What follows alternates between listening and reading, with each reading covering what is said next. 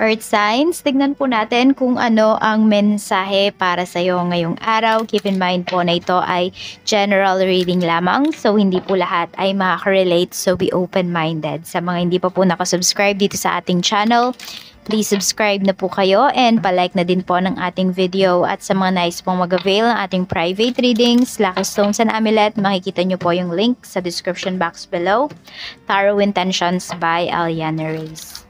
Maraming salamat po sa araw-araw na pagbalik ninyo dito sa aking channel, sa pag-like, pag-share, pagko-comments, at sa pag-subscribe. Ayan, sobrang na-appreciate ko po kayo. Binabasa ko po lahat ng mga comments ninyo.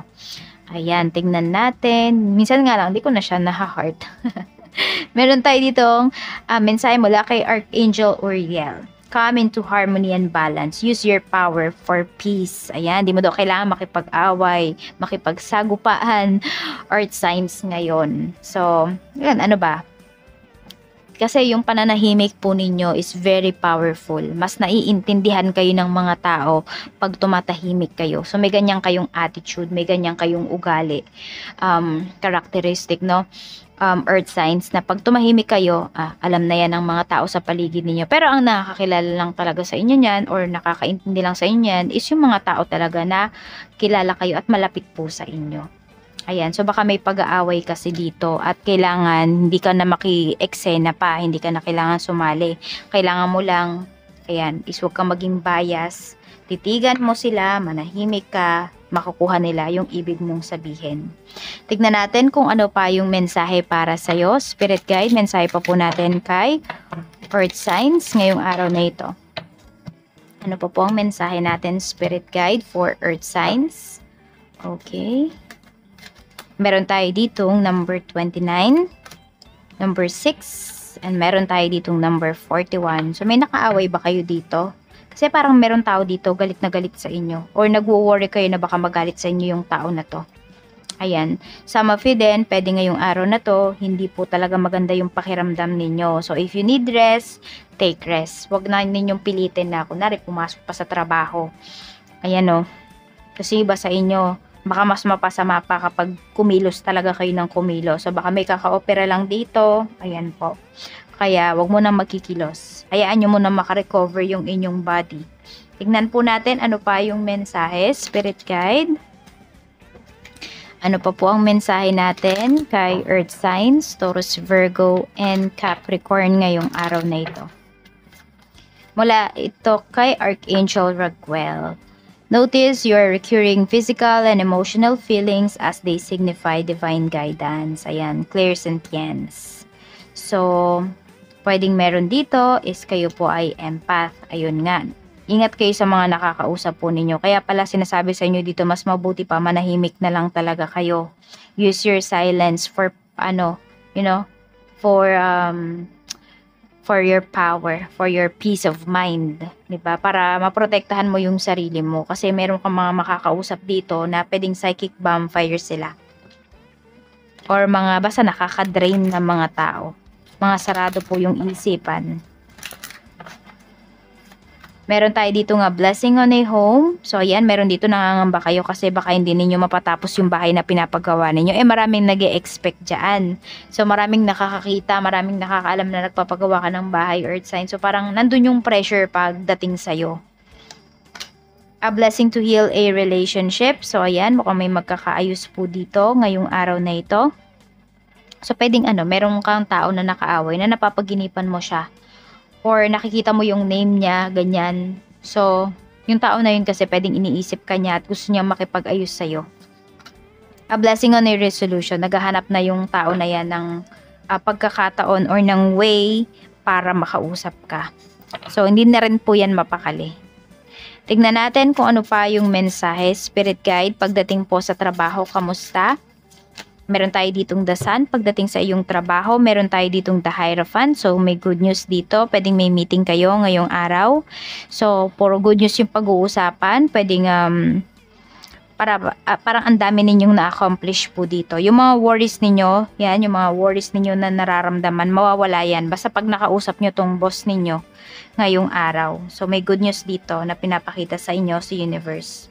Tignan natin. So, pwedeng ito yung pinaka hinihintay ninyong araw. So, baka may promotion dito para sa inyo. Tignan natin kung ano pa yung mensahe. Pagdating naman po sa negosyo. 10 of Swords and Queen of Pentacles. Okay? So, ayan, mukhang tignan mo. Parang, diba, parang proud na proud kayo sa sarili ninyo. Meron kayong mga nabayaran na dito na pwedeng nakatapos na yung iba sa inyo. Kung yung earth signs, yung inyo man pong puhunan ay galing sa utang, so pwedeng mababayaran nyo na yan ngayong araw. So last day of payment nyo na. Or meron naman dito na mga may utang sa business ninyo, pwedeng magbabayad na po ngayong araw na ito. Sa mga responsible naman yung mga napautang po ninyo, nagbabayad naman talaga. Tas ayan, meron din kasing papers na pinapakita dito. So, pwedeng may mga kontrata dito pagdating sa inyong business. May mga big deals. Ayan po. Tignan natin. Meron din ako nakikita nagpapalit kayo ng presyo. Ayan. Tignan natin kung ano pa yung mensahe. Basta maganda yung business niyo ngayon. Kota po kayo. Sa pera naman, we have justice. Ayun, meron din talaga mga ano dito. May mga papers talaga na pinapakita sa'yo. Meron ka ba mga kailangang ayusin dito? Earth signs, ayan, meron ka bang mga hinihintay dito na pera? Ayan po, pwedeng makuha mo siya ngayong araw. Ayan o, King of Pentacles. Napakaganda po ng energy. So, maging ano lang talaga kayo dito, maging fair lang kayo pagdating sa inyong kaperahan. You know, pag nababalance nyo talaga yung pera ninyo, mas madami pang blessings yung dumarating sa inyo.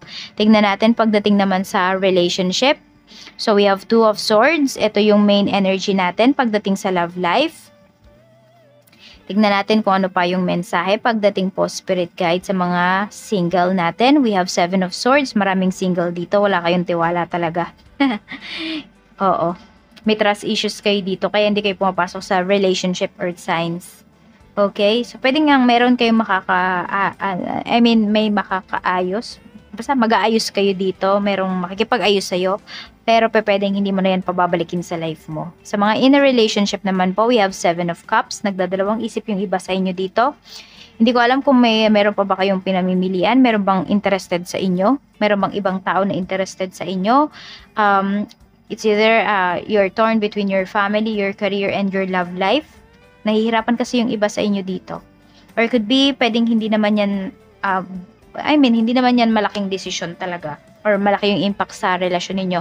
More on, nahihirapan lang kayo ditong humanap ng schedule ngayong araw para makausap yung person ninyo. Para, kunwari, magmensahe sa kanya, ganyan. So, pwedeng sobrang busy nyo lang po talaga. So, paintindi nyo na lang sa kanya. Kasi baka yan naman ay mag-away kayo pag, kunwari, nag-e-expect siya na tatawag ka, nag-e-expect siya na, na magkikita kayo ngayong araw, pero hindi matutuloy. So, you tell them ahead of time. Pagdating sa mga, mag-asawa naman po, napakaganda naman ng inyong relasyon ngayon. Ayan, siguro meron lang dito, pag-uusap kasi, hindi kayo magkasundo. Pero at the end of the day, pinapakita naman dito, tignan mo, magkaharap kayo. So magkakasundo at magkakasundo pa rin po kayo.